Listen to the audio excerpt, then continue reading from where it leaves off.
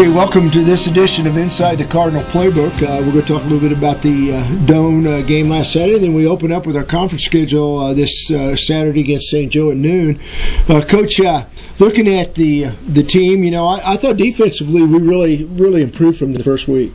Yeah, we did. That's if there's a positive from it, that was really good to see that we were able to rebound back from a not so great performance and make a few changes, but guys then stepped up and assumed the role. Hey, we need to be better, and they did that, and so that's a good thing to see. At every level, I did the Chiefs game yesterday, and then did your game Saturday, then high school game. At all levels, even high school, particularly the big high schools, you rotate in. In high school, you can usually do 6 guys you can rotate in front. Sometimes in college, you may have a couple more. In pros, they have 6 or 7 they rotate in. That's pretty much your philosophy, too. I noticed up front, you're playing a lot of kids up front. Yeah, we have. You have to with the way offense are now, right? Right. I mean, it's you'd like to think you're in shape enough to play really, really hard for 90-plus snaps, but, I mean, that's difficult to do at a high level, and it's so the more that we can have that can contribute, the better off we're going to be. Yeah, and I saw growth there. Yeah. I saw everybody to my point, everybody that you rotated in there really did a pretty nice job in there. We had a little trouble on the zone play and some of the stuff on the edge a little bit, off tackle, but, overall I thought it was much better performance. You got a sack, you were talking about, you led the conference in sacks last year, I believe. Yeah, that's right. And you applied some pressure this week and saw some definitely positive things with a lot of guys playing. Yeah, with a lot of guys, and as I told them yesterday at our team meeting that it's great to see that improvement, but we're not done. Yeah. We need to continue to improve and get better. There was some, we were playing some field position there late in the game, and had them at the 20, and we let them out of that. We can't do that. And we had guys there to make plays that didn't make plays. So those are some of the things we continue to address and work on, and it's just there's something new each week. Eventually, we're going to run out of new things, something new happening, and then we're gonna take off. But especially teams too. I think we really had an emphasis on our first show. We talked about the offense and defense, but special teams. Womack, who was pretty successful, and I really thought Red did a nice job punting the football. Overall, I think he's really kind of improving. I think from game to game, getting that experience and handling that pressure better. But coverage and stuff, I've always felt. You were the special teams coordinator for a long time, and both of us had the same philosophy. That's really important.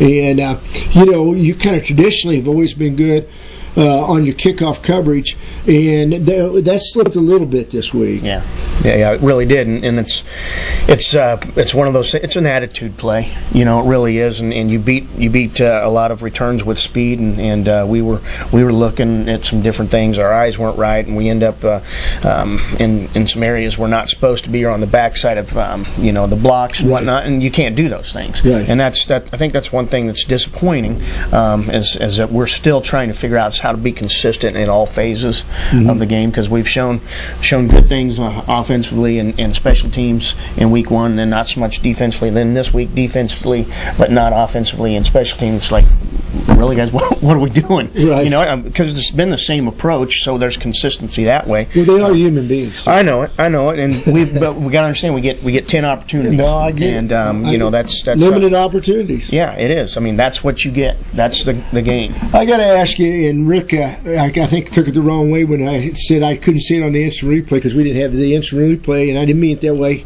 I didn't get to see it a second time before I really wanted to talk about it on catching the punt. Robinson catching the punt.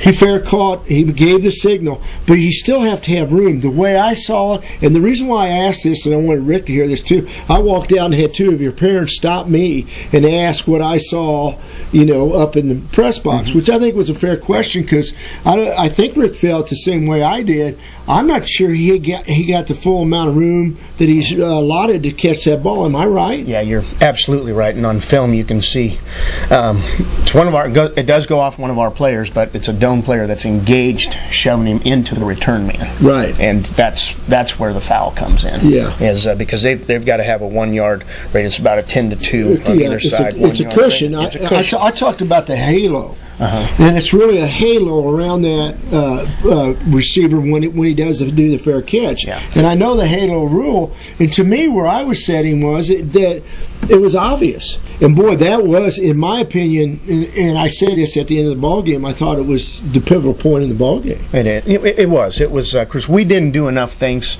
early. Oh no, I understand. You know, and that's what's I'm saying. Something like that shouldn't cost you the game. That and a blown call or anything like that. We self-inflicted too many things early on to be in that situation for it to have that effect. And but it was, you know, it's they've moved away from the halo, and they're doing everything. That's old school term. Yeah, from the you can tell that I'm old school. And I'm with you.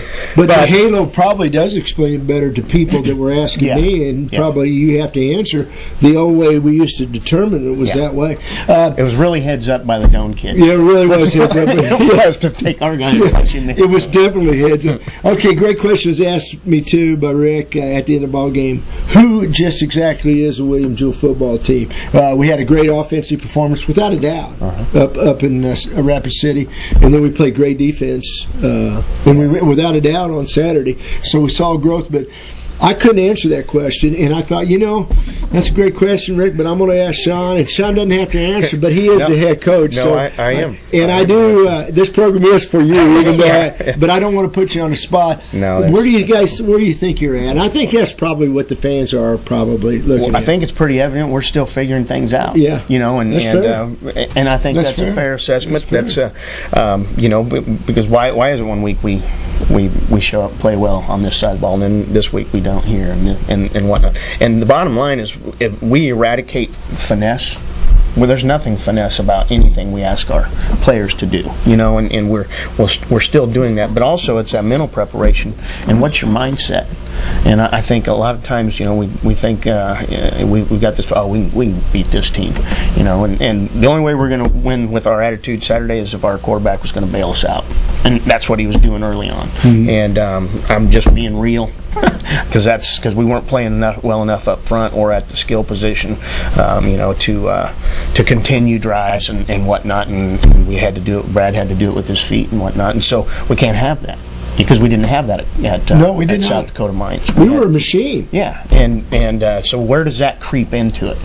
That if I knew, I'd get rid of it immediately. No, I know you would. But I mean, that is a good question, because I know that's what you're asking yourself when you lay your head on your pillow. The night monster's always got me. Yeah. What's the next thing? What are we not doing? Oh yeah. When it's all said and done, you have to live with the night monster, because when you lay your head on the pillow, all these thoughts that everybody has advice to give you is in your mind, and you live it over 24/7. You had to be there to really understand it. But I think it was a fair question, because as a commentator, I'm thinking, Rick, that's a tremendous question, because I don't know if anybody can really answer that, but I do see. I hope to have an answer sometime very, very soon. Well, let me go to the positive end, because I don't ever want to be negative. I don't approach life negatively. Yeah. I see improvement, and I see potential in both areas. Yeah. I mean, I've done both games, and I see potential in both areas. Potential won't win games. No, it will not. No, you have to bring all that together, and that kind of leads us in probably to our first conference game, which I hope everybody stays with us. I see, we were 4-4 in the conference last year, and I've been following everything in the first 2 weeks, and we've got a shot to be very competitive in the conference, because people are losing, and the scores are pretty, close, and it's right there if we play well. And we open up with St. Joe. They played in mud bath up in St. Joe. They have a regular grass field, and it did rain. I heard the weather was bad, so it's hard to get a look. But we know they're always pretty physical, kind of in your face, try to knock you off the ball type thing. What are we looking at? Same thing, that they're going to be in some double tight personnel, and they've got a transfer running back in and a transfer quarterback in. They want to run the ball, want to get you, get to the edge with the run. And quarterback is throwing a little bit more than they have in the past. He's really pretty accurate. Yeah, because they haven't thrown a whole lot. Right, in the past. Right. And I think the first game he threw for 349 yards or something, which is different for them.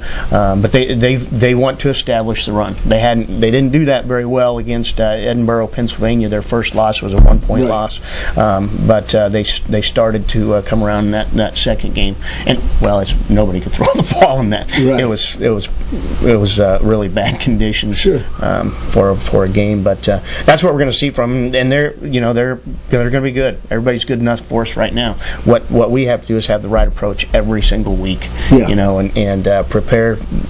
We don't know. The outcome's not written. That chapter's not written until we get there. So we're kind of in control of that stuff. Yeah, you're in control of your own destiny is what you're trying to say. Absolutely. And again, you talked about the offense and, injuries and things like that come to play. But as far as having people depth-wise, I think you have more skilled kids than you've ever had before, right? I mean, the ability to really compete. Yeah, we do. And but in order to utilize them and get involved, I talked about this in our team meetings. We can't be one of 15 on third down. We punted 10 times last week, so we've got to sustain drives and get everybody. I didn't realize your third down conversion was 1 of 15. That was horrible. Absolutely. Wow. Horrible. Yeah. Well, that's why we have the show. To educate us all. Yeah. We punted 10 times. We got a lot of practice at Punt Pro, so we didn't have to practice. Yeah, I did see. Now I think back about it. I think about no wonder Rick got a lot of experience because he had the opportunity quite a bit to punt the football. Yeah.